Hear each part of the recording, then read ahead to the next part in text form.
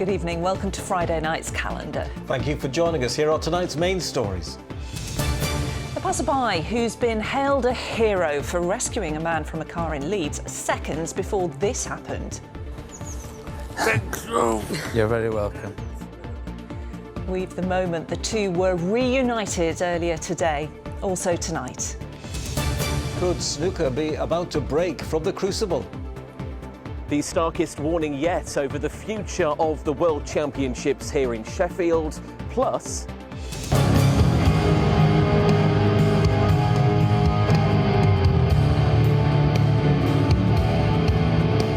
the heavy metal band that's set to cause a stir at York Minster. Gradually through the weekend, the weather's settling down and the temperatures on the up. I'll have your forecast for the next few days and... Screech for the stars. Why feathers could fly as a Chesterfield schoolboy prepares to defend his European gull screeching title against familiar competition.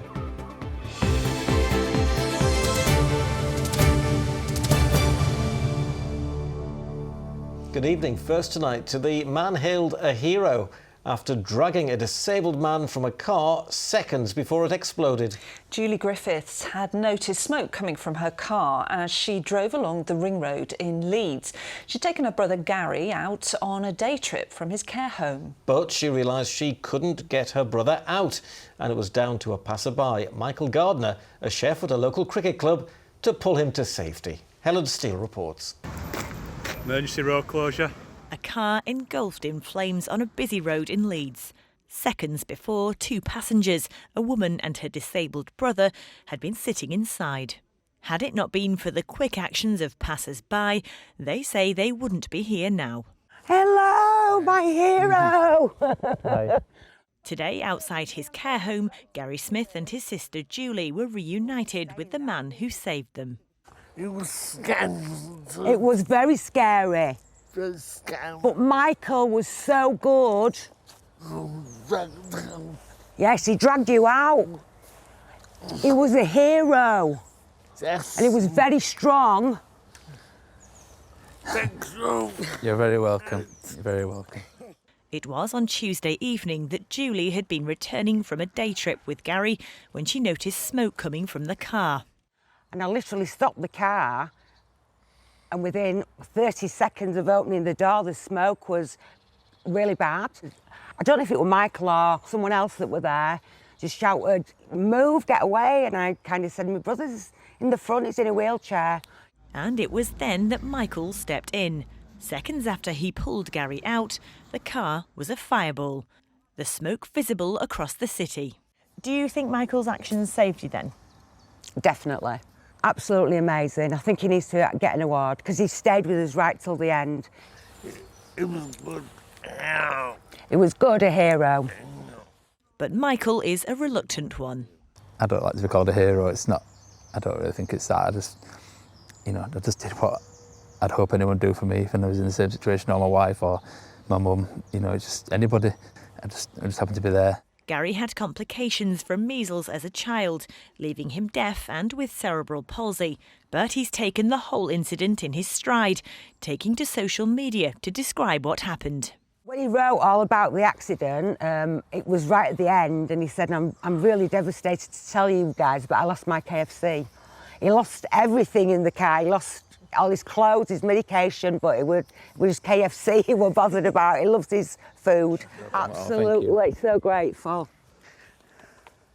In another twist of fate, Michael is a chef, a quick-thinking hero who can also replace Gary's missing fast food.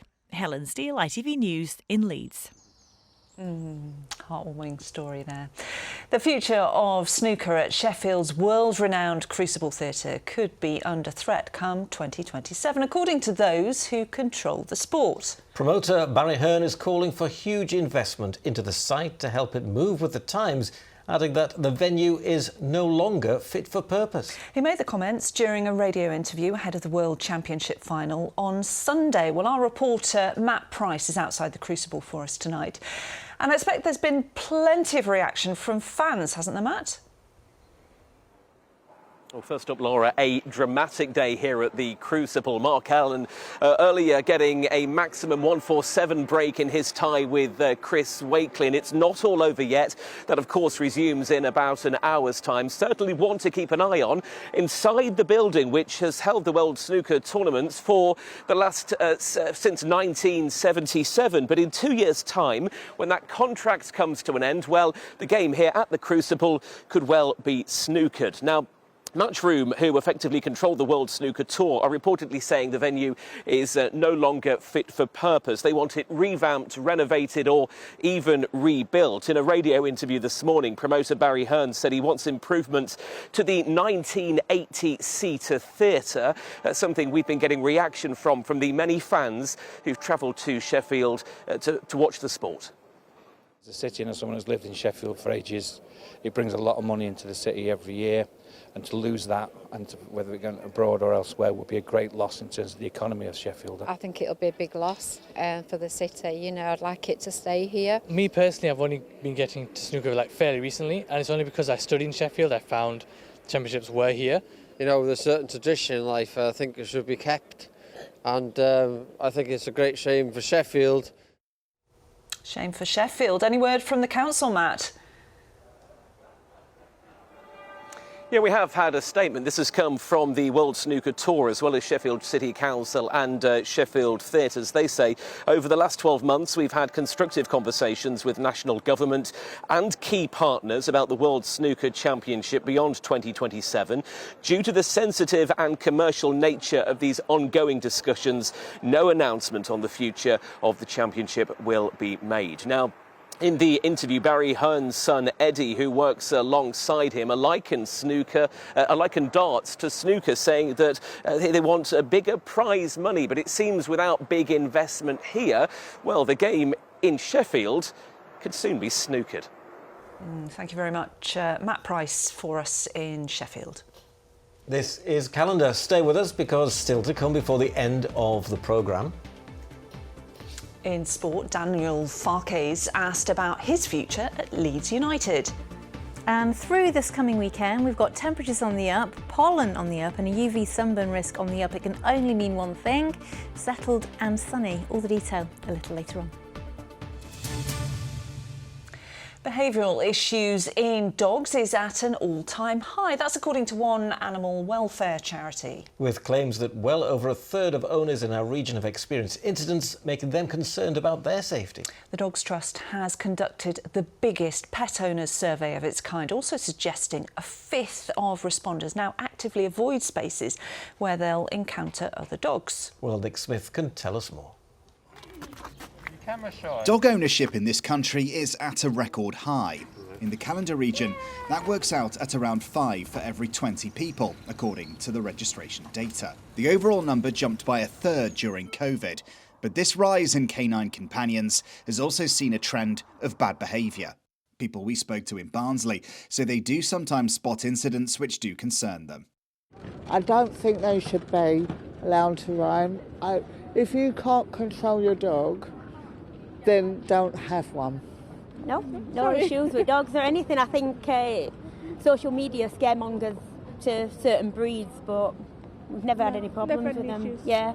My dog is a puppy, but he's friendly, so he stays off his lead. But as soon as he has one incident where he attacks another dog, he'll be staying on his lead. And I think people have the same mindset. When one dog is attacked by another, even if the injuries are minor, it can have a profound impact, as often the victim develops their own issues.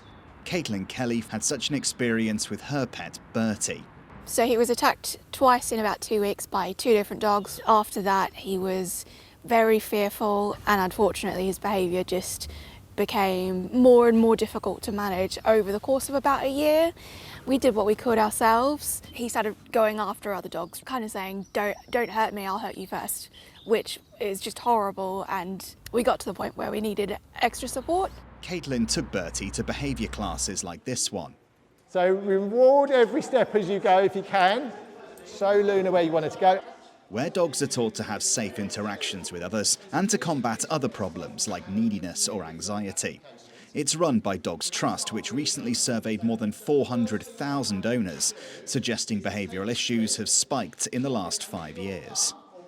We've seen a lot more dogs who have behavioural problems at the moment, and our National Dog Survey attributes that to lots of things, and the COVID pandemic is one of them. We know that behaviour can develop over time, so if there is a problem between two dogs, for example, the dogs can start becoming fearful maybe of other dogs, or it can have implications later on. So it's really important to keep, as much as we can, those interactions really, really positive and really respectful of the dogs. Dogs can provide incredible companionship, but if ownership is becoming stressful due to their behaviour, animal welfare charities are urging people to seek out help, not only for their benefit, but for other dogs too. Nick Smith, ITV News. Some cute dogs there. Now then, the ITV Evening News continues at 6:30. Let's find out what's happening with Lucrezia Millarini. Coming up on the ITV Evening News, Marks & Spencer pauses all online orders, affecting tens of thousands of customers as one of the country's biggest retailers is hit by a cyber attack. Final preparations for the funeral of Pope Francis as thousands of mourners and dignitaries head to the Vatican. And veterans mark 80 years since the end of the Big Ben blackouts, which saw the iconic clock go dark during World War II. Join me for those stories and more at 6:30. Thank you, Lucrezia. Now then, cast your minds back to being a teenager when you knew that your mum and dad were away, you got the house to yourself. Was there maybe a chance of party? Well, I wouldn't admit it, but maybe. Well, the Archbishop of York is out of the country, and back at the Minster, hymns are being replaced with rock music tonight as it hosts a concert by the band Plague of Angels. Passers-by will surely wonder what's going on when they hear sounds like this.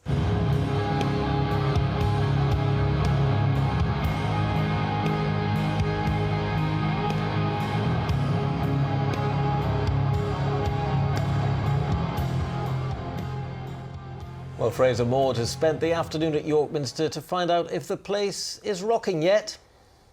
Well, it might be controversial, but let me tell you that the sound check here for the Plague of Angels concert tonight sounded absolutely incredible. It was a spectacular noise in a spectacular space. Lead guitarist of the band, Mike Minor, tell me, what's it like playing in York Minster? An absolute honour.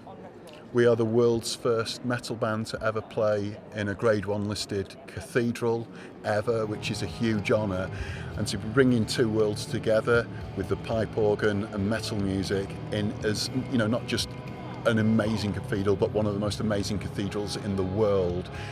The spectacle of the sound and the spectacle of the visuals, it's absolutely phenomenal. We are so excited. I can tell you're absolutely stoked and ready for action tonight, aren't you? Right. The appropriately named organist David Pipe. You used to work here at York Minster, didn't you? So this is no new environment to you, but playing with a heavy metal band, maybe. The first time I've done this, yeah, and sitting quite a long way from the pipes too, so you get the real sense of the building out here too.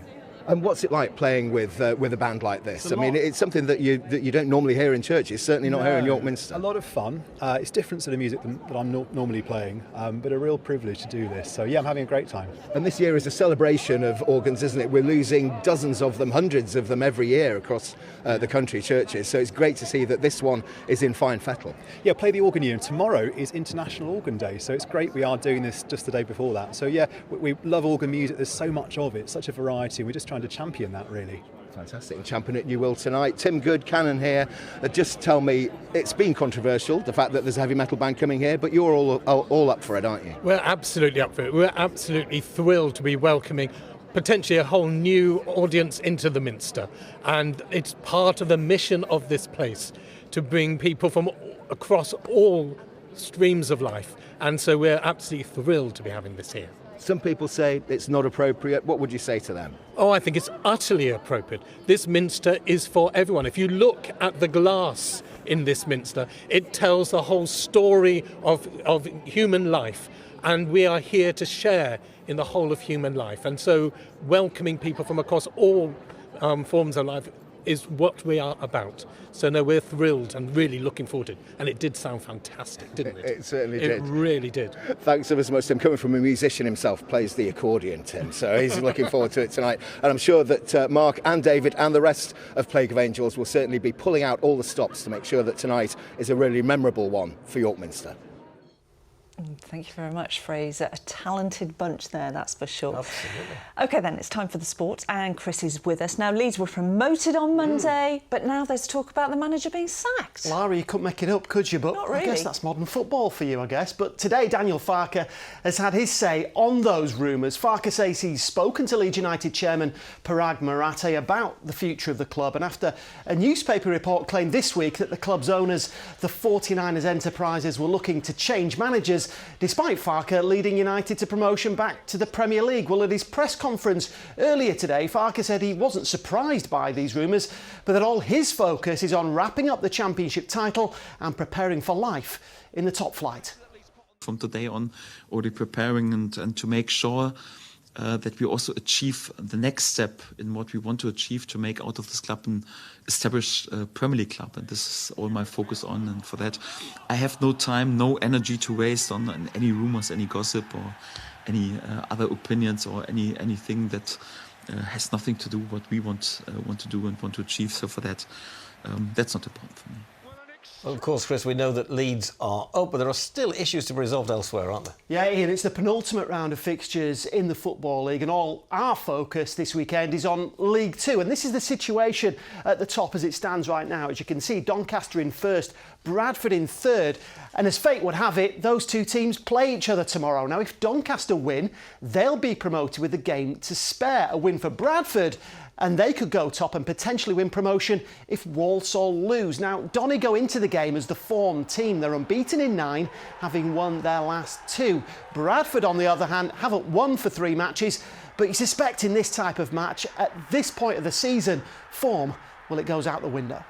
We all know what it potentially could mean, and I'm glad the fans are excited. They've been excited for a long time, I feel, which is brilliant, you know what I mean? And both teams have done a lot over 44 games to be in this position, but neither of us have got anything sealed. We've come to obviously the last couple of games, and obviously we know what we need to do, but our focus has been firmly on preparing properly, making sure we get the game plan right, and go and attack the game, head on when it comes. Yeah, whatever your persuasion, it promises to be an exciting afternoon down at the Eco Power Stadium, and that is all your sport.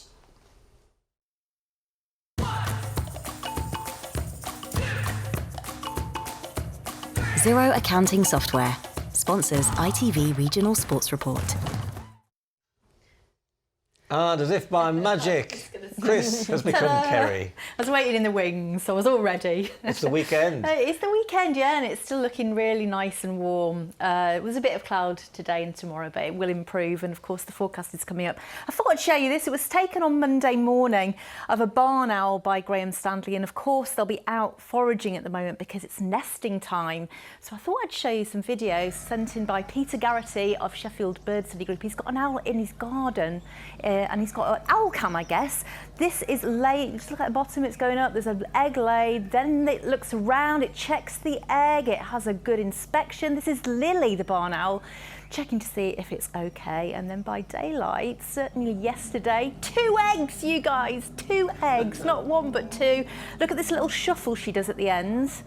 There we go, and shuffle.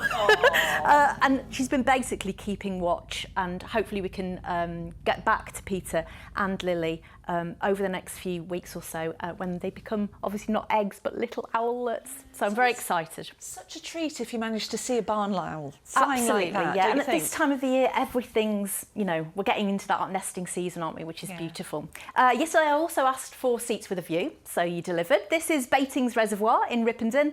A big thank you to David Wild for this shot. And today, even with slightly overcast skies for the middle part of the day, this is one of Steve Turner's favourite places, Winterset Reservoir, and he showed us one when he's had a beautiful sunrise, and it also looks beautiful there. So keep them coming, weather photos at itv.com. It's gorgeous at the weekend. If you really like it warm and sunny, it is still looking pretty settled, but of course it comes with just a slight warning that the tree pollen is on the rise over the next few days, no surprises. And even when there's thin cloud, don't let that catch you out. It's the sun's strength, nothing to do with the temperature, that will give us UV levels on the right as well through the weekend. There you go. We're nearly there, aren't we? Sunday looking fantastic. Yeah, thank you. It's been a short week, hasn't it? Now then, finally, to the schoolboy from Chesterfield who went global after discovering he had, well, quite a talent. Oh, you might remember Cooper Wallace, who became European girl screeching champion last year, and he made headlines right around the world. Well, he's getting ready to defend his title, and we'll have more on that in just a moment, because Keza and Ian, it's getting serious now. I want to put you to the test. I need to put my glasses on for this. Oh, it is serious. It is that serious, Definitely. right. So are these seagull sounds real, or are they Cooper?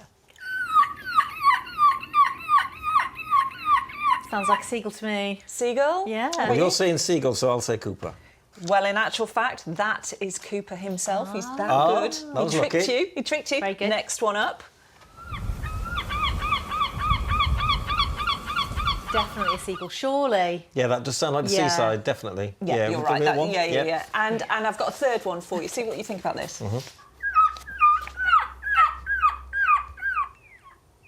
Sounds like a seagull. Does sound like a seagull. Seagull. Well, in fact, it's not, because it is Cooper's little sister, Shelby. And she will be competing against him in this year's competition. Ah, well, Katie Oscroft has been to find out whether that's causing any problems amongst the Wallace flock. Cooper's a reigning champion, so it's effortless. His little sister Shelby is new to this game, so getting ready takes a little longer. Hi, seagull. Hi. But she's good. I'm quite nervous. I mean, for Shelby, she's really good too. Yeah. So do you think that Cooper could get beaten by his little sister this year, Shelby? Definitely, but I'm a bit scared. He's the 9-year-old Brit whose annoying habit of imitating birds has now made him world famous. For Cooper, the past year has been a whirlwind. Yeah, we are talking about Seagull Boy. Of TV shows and guest appearances, so much so it's given him more confidence at school. He's quite noisy. The neighbours all know he's here.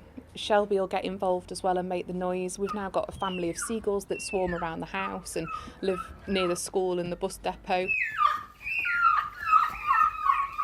Cooper and Shelby love seagulls now, even though this all started when Cooper was bitten by one on a family holiday. I really don't like seagulls, so can you convince me that they're nice? I mean, they've done nothing wrong to us. I mean, it's all us that have done it. Like, we've left food out. They just see it as food. They don't see it as being naughty. Also, make eye contact with them, because then they know that you're looking. So then you can, like, kind of protect your food. Last year's winner's medal still has pride of place, but sibling rivalry could make this year tricky. Who do you think's the best? Me. Maybe me. Me. Me. No, me. The answer is me. No, me. No, me. You've got a croaky voice. Oh, do you know, it's like parents' worst nightmare, isn't it, having two in the same competition? We just wish him luck, but we might have to separate them. Cooper has said that he'll bow out gracefully if Shelby wins, but we'll see on the day. Whatever the outcome, round here it's still hard to tell whether it's a visit from those seaside birds or just Cooper and Shelby playing out. Katie Oscroft, ITV News, Chesterfield. I thought it was odd just having one, but having two children that can do that. Imagine being the next door neighbours. What must it be like? You're just sitting there in the garden, enjoying the sunshine, and you've got a bit of screeching going on. Oh, no, such a talent, though. Well, it is. They're It brilliant. is. And They're of course, brilliant. if you want to see coverage from last year, just go to the calendar website, itv.com/calendar. And good luck to Shelby and Cooper from us. Now here's Kerry with the weather forecast. A clear start makes way for a day of ancient discoveries. TUI sponsors ITV Yorkshire Weather. Yes, hello again. It's really settling down, certainly by the end of the weekend into the first half of next week. We did have fairly cloudy skies for the middle part of the day, but some lovely rapeseed fields in Normanton, Wakefield. A big thank you to Machiko for sharing. And of course, Whitby Goth weekend kicked off today. A little bit of cloud, but certainly improving even here as we head through into the next couple of days. We've basically got the jet stream. It's on the move. It's moving northwards, and it means we're on the south side from Sunday onwards with high pressure in charge, warmer conditions, and we think plenty of sunshine. In the meantime, we've got a weak weather front working its way from the west, or I should say weakening as it comes towards us. So it will generate just a bit more cloud as tonight wears on, but we stay mostly dry. Just a light breeze from the southeast, maybe initially quite chilly in the countryside, but 6s and 7s for most of us by dawn. Great sunrise this morning. A big thank you to Nick. 5:42 and 8:27 are your sun times for tomorrow. Don't be too disappointed with the morning clouds. Very small chance of catching a shower, most likely over the Pennines tomorrow, but for most of us we are dry. It will be cooler over higher ground. Might even struggle to get 9s and 10s right over the tops of the Pennines under any showers, but elsewhere the temperatures will improve a little bit to 16, possibly even 17 Celsius, and we'll see a mix of patchy cloud and sunny spells. But it all really starts to improve from Sunday onwards, and you can see all the unsettled weather to the north and west, and for us dry with plenty of sunshine, and we could be looking at 20 or 21 Celsius. Warmer still over the coming few days. Light winds from a southerly quarter, mostly dry and plenty of sunshine, but perhaps a few chillier nights. TUI sponsors ITV Yorkshire Weather.